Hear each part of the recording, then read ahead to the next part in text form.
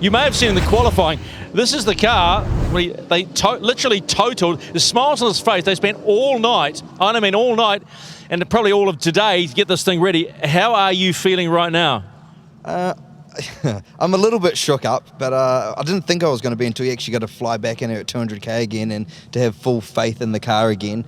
What happened yesterday, it's still a little bit beyond me. I did the same thing I was doing all day, and then this time I just no grip straight off the track, so a bit of mind over matter at the moment. Just have to go for it, I guess. Yeah, but I suppose the most important thing, safety comes first. The car got you home and you're back here and you're ready to do battle with the guy in front of you. You ready to take to him?